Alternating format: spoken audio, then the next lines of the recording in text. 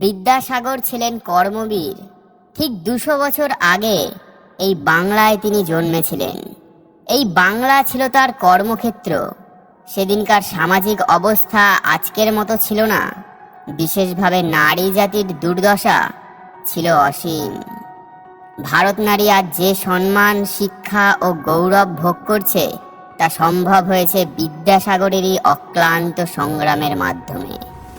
বিদ্যাসাগরের দান আমাদের দেশের লক্ষ লক্ষ নারী পুরুষ আজও ভোগ করছেন, যদিও তারা সেই দাতার নামটুকুও জানে না। তাই বিদ্যাসাগরের কথা আমাদের বারবার বলা দরকার, বারবার শোনা দরকার। এখন যেমন ছেলে মেয়েদের বিয়ে হয়, বিয়ের পরের জীবনটা কেমন হবে সেটার উপর ভিত্তি করে। এর জন্যই বোধহয় মেয়ের বাড়ির থেকে চাকরিওয়ালা ছেলে খোঁজে আর ছেলের বাড়ির থেকে রূপবতী আর গুণবতী মেয়ে খোঁজে। কিন্তু আমি যেই সময়ের কথা বলছি সেই সময়ে বিবাহ অনুষ্ঠানই হয়ে পড়েছিল সবচেয়ে বড়। অর্থাৎ পরিবারে কন্যা সন্তানের জন্ম হলে তাকে পাত্রের হাতে তুলে দেওয়াই ছিল মূল উদ্দেশ্য। পাত্রের বয়স কত, সে বিবাহিত কিনা, এগুলো তখন ভাবা হতো না। ফলে সে সময় 5 বছরের বালকের যেমন চাহিদা ছিল, তেমনই চাহিদা ছিল 70 উত্তীর্ণ বৃদ্ধের। এইসব কুলীন বা উচ্চ বংশজাত লোকেরা দেখা যাচ্ছে শুধু টাকার জন্য বিয়ে করত। বিয়ে করে বিয়ের কর্তব্য পালনে তাদের কোনো উদ্দেশ্য ছিল না। বিয়ে করে টাকা পাওয়া যায় দেখে বিয়ে করাটা তাদের একটা ব্যবসায় পরিণত হয়েছিল। যেমন দেখা যাচ্ছে গ্রামে 12 পুজোর ব্যবস্থা করা হচ্ছে। পুজোর উদ্যোগীরা এ বিষয়ে চাঁদা দেবার জন্য কোনো ভগ্ন কুলীনকে টানাটানি করাতে তিনি শুধু চাঁদার টাকা সংগ্রহের জন্য একটি বিয়ে করে ফেললেন। কোনো অতি প্রধান ভগ্নকুলীনকে কেউ জিজ্ঞাসা করেছে, ঠাকুরদাদা মহাশয়, আপনি তো অনেক জায়গায় বিয়ে করেছেন, সকল স্থানে কি যাওয়া হয়? তিনি অম্লান মুখে উত্তর করলেন, যেখানে ভিজিট পাই সেখানেই যাই। দুর্ভিক্ষের সময় একজন ভগ্নকুলীন অনেকগুলি বিয়ে করেন। তিনি লোকের কাছে আস্ফালন করে বলেছেন, এই দুর্ভিক্ষে কত লোক না খেয়ে মরেছে, কিন্তু আমি কিছু টেরও পাইনি। বিয়ে করে দিব্যি দিন কাটাচ্ছি। আসলে বিয়ে করে তো টাকা পাচ্ছে, সেই টাকা দিয়েই তার দিব্যি দিন কাটছে। আবার বিয়ের আগে এমন ঠিক করা থাকতো যে বিয়ের পর স্বামীকে স্ত্রীর ভরণ পোষণের কোনো দায়িত্ব নিতে হবে না। ফলে নব্যবিবাহিতা কুলীন মেয়েদের নামমাত্র বিয়ে হয়ে বাপের বাড়িতেই বিধবা কন্যার মতো দিন কাটাতে হতো। অবশ্য কন্যাপক্ষীয়রা সুযোগ পেলে তাদের কুলীন জামাইকে 2-4 দিনের জন্য শ্বশুরবাড়িতে এনে রাখত। কিন্তু সেবা বা প্রণামীতে কোনো ত্রুটি হলেই সেই কুলীন জামাইরা এ জন্মে আর সেই শ্বশুরবাড়িতে পা ফেলত না। রাজা রামমোহন রায় বিধবাদের চিতার থেকে তুলে আনলেও সেই সব বালিকাদের যখন বিবাহের অর্থ কি সেটা বোঝারই বয়স হয়নি, সেই সময় থেকেই তাদের ব্রহ্মচর্য পালন করতে হতো। ফলে বহুকাল স্বামীর মুখ না দেখা কন্যারা তাদের স্নেহ ভালোবাসা নিবেদন করে দেওয়ার মতো পাত্র কাউকে না পেয়ে হয় তারা মর্মদাহ ভোগ করে শুকিয়ে মরে, আর নয়তো পাপের পথে পা বাড়াতে প্রলুব্ধ হয়। ভারতীয় সংস্কৃতি যখন বার্ধক্যের ভারে এমন পক্ষাঘাতগ্রস্ত, সেই সময় একদিন বীরসিংহ গ্রামে। বিদ্যাসাগর সাধারণত নক্ষত্রের হিসাব রাখেন না, কিন্তু প্রতিবারই গ্রামে এসে ভাবেন, না, পরের বার তিথি গণনা না করে তিনি আর গ্রামের মাটিতে পা দেবেন না। কিন্তু এবারও ঈশ্বরচন্দ্র যে সন্ধ্যায় গ্রামে এসে পৌঁছালেন তার পরদিনই একাদশী। ওই দিন সমস্ত বিধবাদের নির্জলা উপোস। ঈশ্বরচন্দ্রের ছেলেবেলায় তারা খেলার সঙ্গিনী ছিল, নাম ক্ষেত্রমণি। 14 বছর বয়সে একদিন বাড়িতে পা দিয়েই ঈশ্বরচন্দ্র শুনেছিলেন মাত্র 3 মাস আগে ক্ষেত্রমণির বিয়ে হয়েছে, আবার এর মধ্যেই সে বিধবাও হয়ে গেছে। সেদিন ঈশ্বরচন্দ্র কেঁদে ভাসিয়েছিলেন, নিজের ভাতের থালা ছুঁড়ে ফেলে দিয়েছিলেন। একাদশী হওয়ায় ক্ষেত্রমণি সেদিন জলটুকুও পান করবে না। আর তিনি পেট ভরে খাবেন কেন? ক্ষেত্রমণি কি দোষ করেছে? সেই ক্ষেত্রমণি অবশ্য মরে গিয়ে বেঁচেছে। তবু প্রতি বছর 1-2 বিধবা হয়। এবারও বিদ্যাসাগর কুক্ষণে এসে পৌঁছালেন। পরপর 2টি ঘটনা শুনতে পেলেন। তিনি যে গুরুর কাছে ছোটবেলায় বর্ণমালা শিখেছেন তিনি মারা গেছেন এবং বিধবা করে গেছেন 6টি রমণীকে। তাদের মধ্যে সবচেয়ে ছোট জনের বয়স 9 বছর। তাছাড়া তার প্রতিবেশিনীর এক বালিকার বয়স মাত্র 11 বছর। সে 1.5 মাস আগে বিধবা হয়েছে। বাবা ঠাকুরদাস পুত্রকে জিজ্ঞাসা করলেন, হ্যাঁ রে ঈশ্বর, তুই তো অনেক শাস্ত্র পড়েছিস, তা সব শাস্ত্রে কি বিধবাদের এমন যাতনা দেবারই নির্দেশ রয়েছে? ওদের কি আর কোনো গতি নেই? ঈশ্বরচন্দ্র রাগত স্বরে বললেন, কেন থাকবে না, বিধবাদের পুনর্বিবাহ দেবারও ব্যবস্থা রয়েছে। বাবা বললেন, পুনর্বিবাহ? কি বলিস কি? ঈশ্বরচন্দ্র বললেন, বাবা, আমি নানা শাস্ত্র ঘেটে দেখেছি, মোট 3 প্রকারের নির্দেশ রয়েছে বিধবাদের জন্য: ব্রহ্মচর্য, অভাবে সহমরণ বা বিবাহ। বাবা বললেন, রাজ আজ্ঞায় সহমরণ প্রথা বন্ধ, কলিযুগে ব্রহ্মচর্যই বা কতখানি সম্ভব, সুতরাং বিবাহই একমাত্র উপায়। তুই শাস্ত্রবচন উদ্ধার করে বিধবার পুনর্বিবাহ যে সিদ্ধ তা প্রমাণ করতে পারবি তো?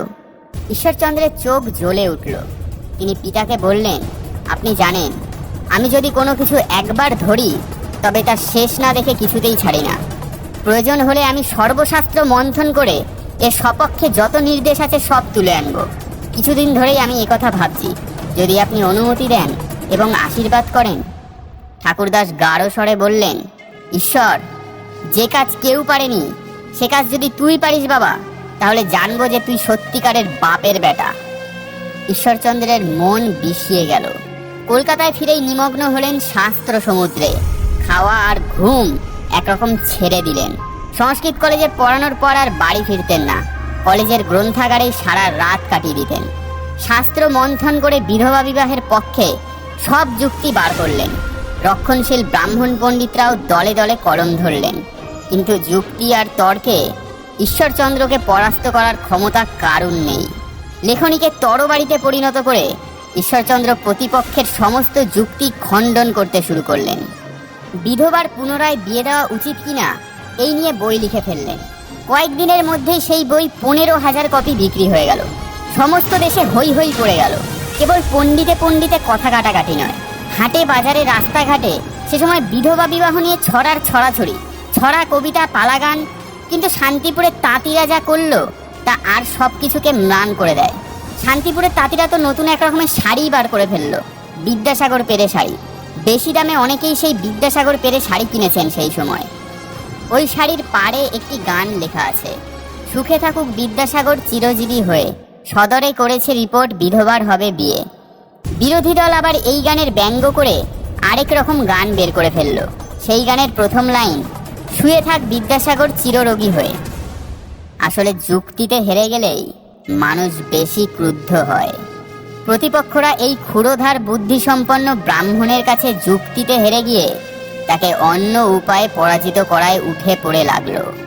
বিদ্যাসাগর পথে বেরুলেই একদল লোক তাকে বিদ্রূপ করে, দূর থেকে গোপনে ইট পাটকেল ছোড়ে।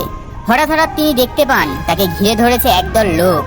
তিনি সোজা তাকান তাদের চোখের দিকে, যদিও সামনাসামনি কেউ গায়ে হাত তুলতে সাহস পায় না। বাড়িতে বাড়িতে পরামর্শ হয়, হুজুর, এত তর্কাতর্কিতে কাজ কি? রাতের বেলায় এই বিকলে বামনটাকে এক কোপে সাবার করে দিলেই তো হয়। যার ধর্ম সব রসাতলে দিল। ঠাকুরদাস গ্রামে বসে ঠিক সংবাদই পেয়েছে, কলকাতায় তার ছেলের প্রাণের আশঙ্কা আছে। ঠাকুরদাস শ্রীমন্ত নামে এক লাঠিয়ালকে কলকাতায় তার ছেলের কাছে পাঠিয়ে দিলেন। সে ছায়ার মতো লেগে রইল ঈশ্বরচন্দ্রের সাথে। দিন রাত 24 ঘন্টার মধ্যে ঈশ্বরচন্দ্র যখন যেখানে যান, শ্রীমন্ত ঠিক তার পেছন পেছন থাকে। একদিন ঈশ্বরচন্দ্রের বাড়ি ফিরতে রাত হয়ে গেল। পথঘাট নির্জন। ঈশ্বরচন্দ্র ঠনঠনের কাছাকাছি এসেছেন। এমন সময় দেখলেন কয়েকজন লোক পথ জুড়ে দাঁড়িয়ে।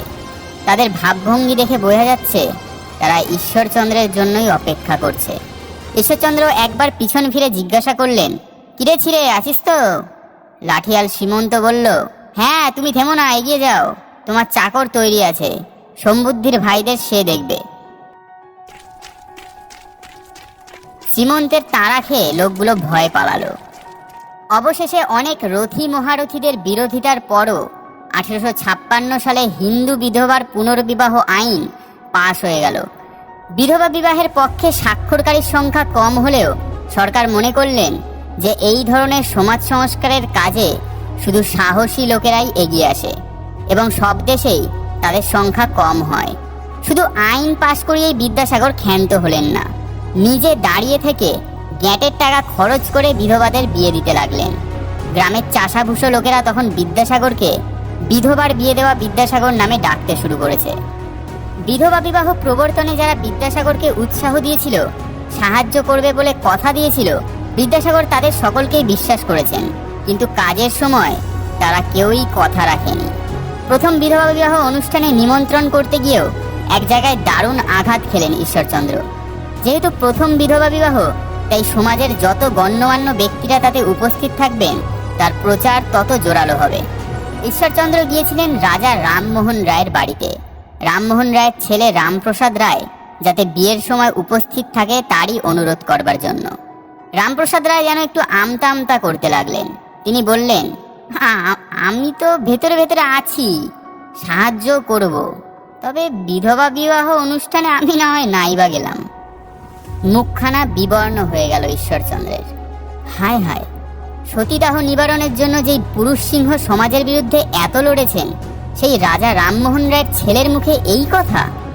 তার চোখ গেল দেওয়ালে টাঙানো একটি ছবির দিকে, রাজা রামমোহন রায়ের ছবি।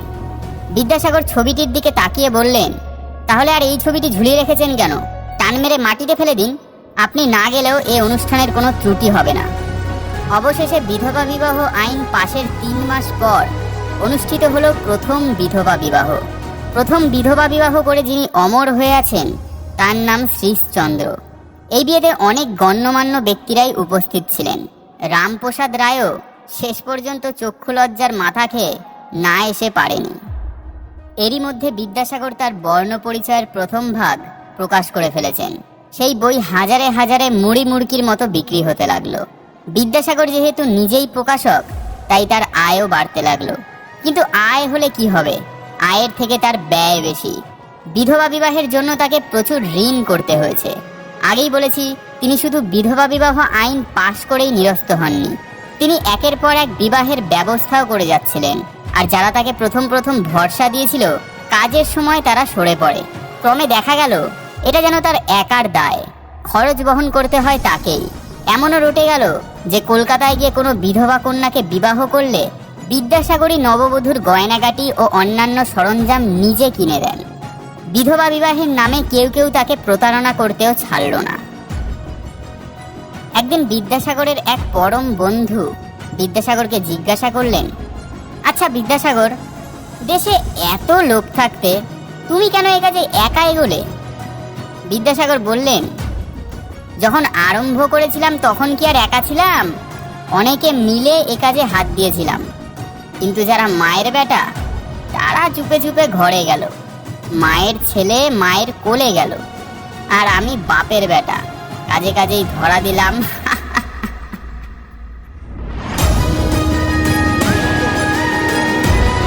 বিদ্যাসাগর কি শুধু বিধবা বিবাহের জন্যই অবিস্মরণীয় হয়ে আছেন?